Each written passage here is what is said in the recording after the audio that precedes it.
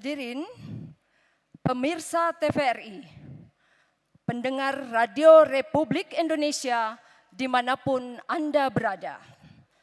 Langsung saja kita sambut pasangan calon wali kota dan wakil wali kota Palu tahun 2020. Nomor urut 1, Bapak Aristan dan Bapak Muhammad Wahyudin. Nomor urut 2, Bapak Haji Hadianto Rashid SE dan Ibu Dr. Reni Lamajido SPK MKes. Nomor urut 3, Bapak Dr. Andes Hidayat MSI dan Ibu Haja Hapsa Yanti Ponulele ST MSI. Urutan keempat, Ibu Emelda Liliana Muhyiddin SE dan Bapak Arena JR Parampasi SHMH. Tepuk tangan yang meriah untuk keempat calon wali kota dan wakil wali kota Palu tahun 2020.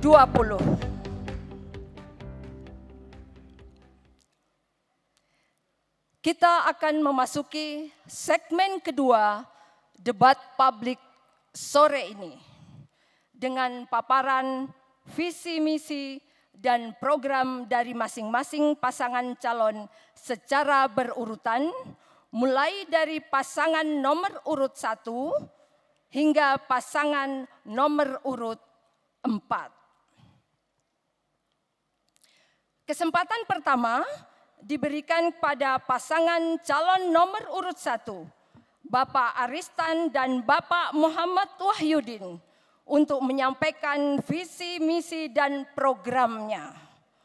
Waktu Anda 4 menit mulai sekarang. Terima kasih moderator. Assalamualaikum warahmatullahi wabarakatuh. Selamat sore. Salam sejahtera untuk semua. Shalom, Om Swastiastu. Pasca bencana, kehidupan kita di Palu ini belum sepenuhnya pulih seperti apa yang kita harapkan. Menurut BPS, hampir 5 tahun ini pemerintah kota gagal menurunkan angka kemiskinan, mengatasi pengangguran, dan meningkatkan kualitas kehidupan warga kota Palu. Air bersih, sampah, banjir masih menjadi masalah serius hari ini. Dalam penanganan bencana lebih buruk lagi. Hari ini masih ribuan penyintas tinggal di huntara-huntara. Sebagian menumpang sama keluarga, masih banyak juga yang tinggal di rumah-rumah sewa yang tidak layak. Menurut kami, selain karena problem birokrasi yang rumit, 4 hal serius. Pertama, penyelenggaraan pemerintah kota hari ini tidak berbasis kepada visi yang jelas. Yang kedua, tidak memiliki perencanaan yang terukur. Ketiga, banyak mengabaikan aspirasi warga dalam penyelenggaraan pembangunan.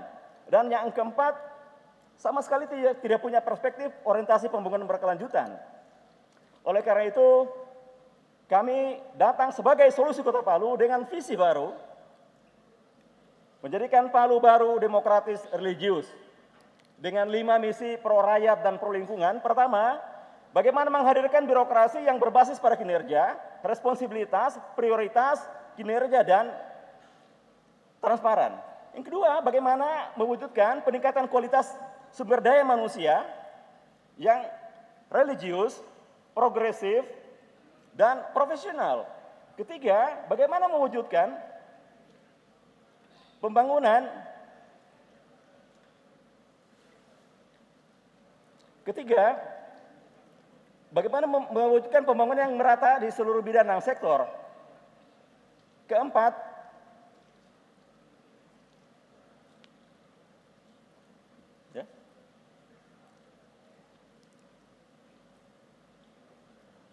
bagaimana mewujudkan kota tangguh bencana yang aman, nyaman, dan adil. Yang kelima, bagaimana mengembangkan sumber daya alternatif untuk mewujudkan peningkatan sumber daya ekonomi warga kota Palu. Oleh karena itu kami menawarkan 7 program unggulan. Silakan Pak Wali. Terima kasih Pak Wali. untuk mewujudkan visi, misi, dan program unggulan, maka kami menyediakan atau menawarkan kepada seluruh warga Kota Palu 7 unggulan prioritas. Yang pertama adalah stimulasi pembangunan prakarsa warga dengan dana 1 miliar plus per kelurahan. Yang kedua, pembangunan hunian tetap bagi warga penyintas yang saat ini masih tinggal di hunian sementara, rumah keluarga, rumah sewa atau kamar sewa. Kemudian yang ketiga, membuka akses pekerjaan bagi 12.000 warga usia produktif tanpa sumber penghasilan. Yang keempat, tunjangan kelayakan hidup 1 juta per bulan bagi tenaga honorer daerah. Yang kelima, membangun sistem informasi paripurna terintegrasi yang disingkat dengan Simpati yang dapat diakses oleh seluruh warga Kota Palu melalui smartphone untuk percepatan layanan sehari bagi warga kota. Yang keenam, pembangunan, perbaikan dan pemeliharaan jalan kota, jalan utama. Terima kasih. Sekian. Kesempatan berikutnya. Mari kita dengarkan paparan visi misi pasangan calon nomor urut 2, Bapak Haji Hadianto Rashid SE dan Ibu Dr. Reni Lamajido SPK MKes. Waktu Anda 4 menit dari sekarang. Bismillahirrahmanirrahim. Assalamualaikum warahmatullahi wabarakatuh. Waalaikumsalam. Selamat sore, salam sejahtera, shalom, om swastiastu, namo buddhaya, salam kebajikan. Alhamdulillah, wassalatu wassalamu ala rasulillah, sayyidina Muhammadin wa ala alihi wa sahbihi ajma'in. Yang saya hormati Komisioner KPU, Panwaslu Kota Palu, rekan-rekan partai politik, partai pengusung dan pendukung. Yang saya hormati bapak-bapak, ibu-ibu, saudara-saudara sekalian yang berkesempatan hadir di tempat ini. Yang saya cintai, yang saya banggakan dan saya muliakan, masyarakat Kota Palu, dimanapun Anda berada, dimanapun kita berada. Baik yang menyaksikan langsung siaran ini di TVRI maupun mendengarkan di stasiun-stasiun radio yang ada. Tema debat hari ini adalah peningkatan kesejahteraan, peningkatan kualitas pelayanan, dan terkait dengan kebijakan serta strategi pemerintah dalam menghadapi COVID-19. Hari ini kita di Kota Palu sangat mengharapkan dan meletakkan ekspektasi yang besar atas pilkada yang dilaksanakan oleh kita bersama hari ini. Di mana masyarakat mengharapkan bahwa dari pilkada ini akan melahirkan wali kota yang insya Allah bisa memberikan jawaban, bisa membawa kita atas apa yang menjadi harapan kita bersama. Hari ini kita masih diperhadapkan dengan masalah yang klasik, dan masalah ini sesungguhnya menyentuh hampir semua, bukan cuma Kota Palu saja, tetapi hampir seluruh kota secara nasional. Kota Palu hari ini masih diperhadapkan dengan kemiskinan yang masih menyentuh sekitar 26.000 jiwa atau sekitar 7-8% dari jumlah penduduk Kota Palu. Kita juga masih diperhadapkan dengan pengangguran yang tinggi. Kita juga masih diperhadapkan dengan kualitas pendidikan yang harus dipush agar supaya mampu bersaing dengan pendidikan yang berada di luar. Kita juga diperhadapkan dengan situasi sosial yang hari ini baik lapangan pekerjaan maupun tingginya tingkat pengangguran menyebabkan tingginya narkoba di Kota Palu. Tentunya ini perlu mendapatkan perhatian serius dari kita. Belum terkait hal infrastruktur yang masih banyak juga belum terselesaikan dengan baik. Bapak-bapak, ibu-ibu, seluruh kita masyarakat Kota Palu yang kami cintai, yang kami banggakan. Kami sangat-sangat menyadari hal ini. Kami sangat menyadari dan ini juga merupakan amanah dari Undang-Undang Dasar kita 1945 yang mengamanatkan kepada pemerintah, kepada negara, di mana filosofi yang harus dianut dalam menjalankan roda pemerintahan yaitu mensejahterakan dan mencerdaskan kehidupan bangsa.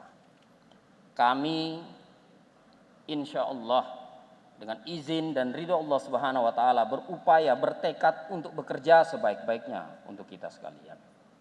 Program yang kami tawarkan sesungguhnya adalah program yang relatif umum, karena memang program ini hampir menyebar dan dilaksanakan oleh semua kepala daerah.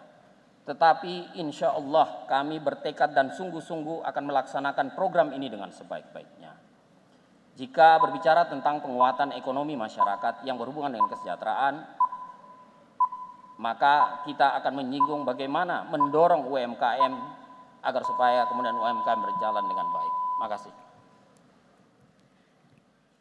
Kesempatan selanjutnya diberikan pada pasangan calon nomor urut 3, Bapak Dr. Andes Hidayat, MSI, dan Ibu Hajah Hapsayanti Ponulele, ST, MSI. Waktu Anda 4 menit mulai sekarang. Baik, bismillahirrahmanirrahim. Assalamualaikum warahmatullahi wabarakatuh. Salam sejahtera untuk kita semua. Om Swastiastu, Namo Buddhaya, salam kebajikan. Bapak, Ibu hadirin yang saya hormati, serta seluruh warga masyarakat yang menyaksikan debat publik ini, yang kami muliakan, yang kami banggakan. Puji syukur kita panjatkan kehadirat Allah Subhanahu wa taala, Tuhan yang Maha Esa atas segala limpahan rahmat dan karunia-Nya. Alhamdulillah, hari ini, sore ini kita semua dalam keadaan sehat walafiat, walaupun kita saat ini masih di tengah-tengah ancaman virus corona yang saat ini Palu ini mulai meningkat terus. Namun kita hadir bersama-sama dalam betul-betul suasana keakraban dan kekeluargaan. Baik, kami akan menyampaikan beberapa hal sehubungan dengan visi dan misi kami. Yang pertama, bahwa kami mengusung tema pembangunan Kota Palu, yaitu Palu, kota destinasi berbudaya dilandasi iman dan takwa. Kenapa menjadi kota destinasi?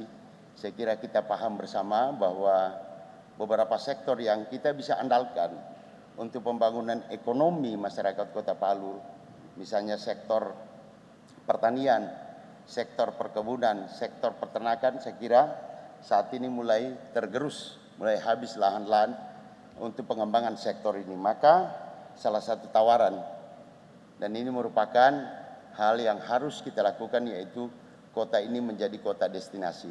Apakah kota ini bisa menjadi kota destinasi? Yang pertama, alam kita ini kalau kita lihat ada 4 dimensi. Saat ini dimensi gunung, saat ini seperti Salena mulai kita buka. Kemudian ada dimensi bukit, alhamdulillah hutan kota dan beberapa bukit di Kota Palu, alhamdulillah bisa kita benahi.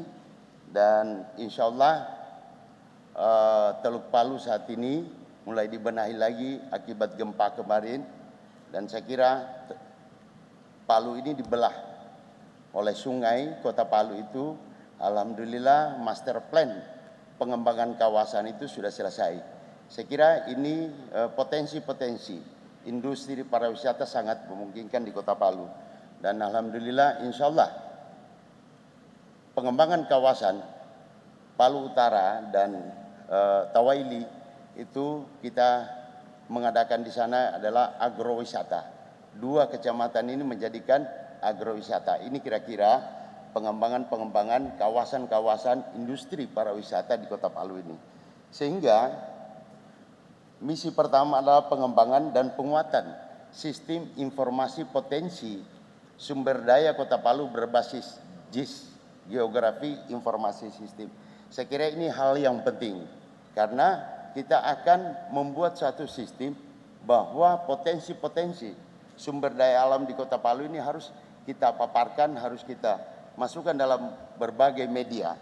Kemudian penguatan sumber daya manusia. Saya kira penguatan sumber daya manusia yang berdaya saing ini. Saat ini saya kira bidang kesehatan sudah mulai gratis. Bidang pendidikan gratis. Dan Saya kira ada 50 guru yang kita dorong untuk mengambil S2 dalam rangka membuat pendidikan kita ini pendidikan yang berkualitas. Kemudian penguatan kelurahan inovasi unggul dan mandiri berbasis SIPTEK bagi kemandirian ekonomi kerakyatan. Dan keempat adalah penguatan birokrasi. Maaf, sudah selesai. Terima kasih. Assalamualaikum warahmatullahi wabarakatuh. Kesempatan berikutnya diberikan pada pasangan calon nomor urut 4, Ibu Imelda Liliana Muhyiddin SE dan Bapak Arena JR Parampasi SHMH. Waktu Anda 4 menit dari sekarang. Ketua KPU dan Ketua Bawaslu Kota Palu beserta jajaran, paslon, panelis, hadirin, dan pemirsa TVRI yang kami cintai. Bismillahirrahmanirrahim. Assalamualaikum warahmatullahi wabarakatuh. Selamat sore, salam sejahtera buat kita semuanya. Shalom, Om Swastiastu, Namo Buddhaya, salam kebajikan. Perumusan visi misi ini dilatar belakangi isu-isu strategis, misalnya kesejahteraan masyarakat yang belum baik, kinerja birokrasi yang belum optimal, dan belum meratanya pendapatan warga. Hal ini semakin kompleks karena dihadapkan pada tantangan penyelesaian masalah bencana 28 September 2018. Dengan 3 isu besar tersebut, kami menyusun visi Kota Palu yang inovatif, produktif, kompetitif, inklusif, dan berkeadaban. Tema debat pertama hari ini adalah meningkatkan kesejahteraan masyarakat dan meningkatkan pelayanan kepada masyarakat. Tema ini masuk pada misi pertama kami, yaitu pemerintah yang berorientasi melayani, inovatif, dan berkeadaban. Dan misi yang ketiga yaitu pembangunan pusat-pusat pertumbuhan ekonomi baru yang produktif. Tingkat kesejahteraan antara lain dipengaruhi oleh pertumbuhan ekonomi. Dalam konteks itu, pertumbuhan ekonomi Kota Palu semakin hari semakin melambat. Misalnya di tahun 2014, pertumbuhan mencapai 8,06%, di tahun 2015 sebesar 7,74%, namun sejak tahun 2016 hingga tahun 2019 malah semakin melemah. Contoh di tahun 2016 hanya tumbuh 5,50% dan semakin tertekan pasca bencana tinggal 4,58%. Hal ini diperburuk dengan ketimpangan. Pembangunan ekonomi sejatinya dapat dinikmati oleh seluruh lapisan masyarakat. Artinya ketimpangan distribusi pendapatan tidak terlalu lebar.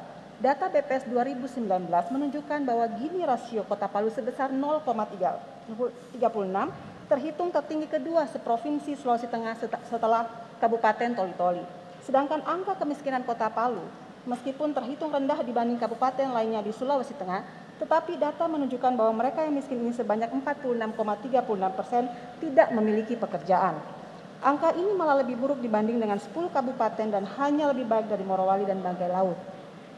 Menyadari hal tersebut, maka kami menawarkan beberapa program, yaitu pembenahan tata kelola aset di bidang ASN dan birokrasi, pembangunan infrastruktur yang terintegrasi dan aksesibel berupa pembangunan jalan baru dan peningkatan jalan existing di seluruh wilayah kota, serta mendorong aktifnya kawasan ekonomi khusus Palu. Terkait penyelesaian masalah bencana 28 September, kami mengakselerasi penyelesaian pembangunan huntap secara menyeluruh dan terbangunnya fasilitas publik yang mengalami kerusakan. Untuk pemerataan pertumbuhan ekonomi yang berbasis pada keunggulan lokal, dibutuhkan pembenahan kualitas SDM yang link and match sehingga lulusan pendidikan menengah dan tinggi tidak menjadi pengangguran.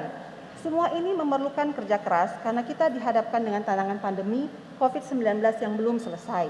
Praktis, seluruh program dan kegiatan pembangunan pemerintah Kota Palu ke depan harus memperhitungkan faktor COVID-19 tersebut. Kegiatan ekonomi harus tetap bisa berjalan dan UMKM harus tetap bisa berproduksi. Padat karya kami naikkan kembali insentifnya, serta bobotnya ditambah menjadi padat karya plus. Pada masa pandemi ini, APBD kami arahkan penggunanya sesuai instruksi Mendagri nomor 5 tahun 2020. Kegiatan pendidikan tetap berlangsung dengan memperhitungkan risiko kesehatan anak didik, guru, tata usaha, dan stakeholder pendidikan lainnya. Kami menyediakan pulsa atau wifi secara gratis dengan kualitas akses yang baik. Program dan kegiatan bertujuan supaya Kota Palu lebih menarik, lebih bersih, lebih indah, dan lebih terang. Hal ini tidak berarti melupakan aktivitas pembangunan non-fisik. Visi kami jelas mencantumkan keadaban sebagai salah satu nilai penting dalam pembangunan kota. Oleh karena itu, pembangunan non-fisik juga menjadi prioritas kami dengan mendukung kegiatan keagamaan dan mempromosikan kegiatan sosial budaya yang atraktif sehingga mendukung tumbuhnya bisnis pariwisata. Petugas keagamaan kami berikan insentif dan secara selektif dan bergiliran kami naikkan haji dan umroh bagi yang muslim atau muslimah dan non-Islam ziarah ke tempat sucinya masing-masing. Garis besar program dan kegiatan pembangunan Kota Palu ke depan dikerjakan dengan penuh keseriusan, dedikasi, dan standar profesionalisme birokrasi. Kami yakin dengan cara tersebut, Cukup. warga Kota Palu, Ya, sudah cukup. terima kasih. Hadirin pemirsa TVRI, pendengar Radio Republik Indonesia dimanapun Anda berada.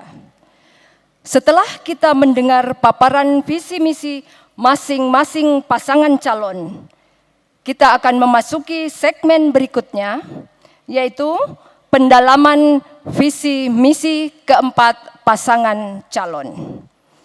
Jadi tetaplah dalam acara debat publik calon wali kota dan wakil wali kota Palu tahun 2020.